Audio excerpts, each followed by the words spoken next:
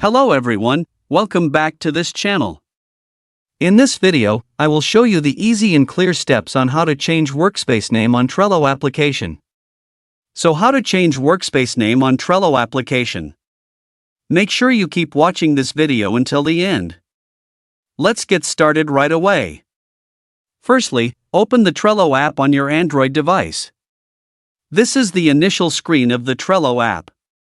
Next, tap New Account at the bottom right of the screen. And a menu like this will appear. Tap Workspace's menu. Tap Menu Settings on the top right. Tap Name. Retype to change it. So that's it, tutorial how to change Workspace name on Trello application. Thank you for watching. I hope this video was helpful. See you in the next video.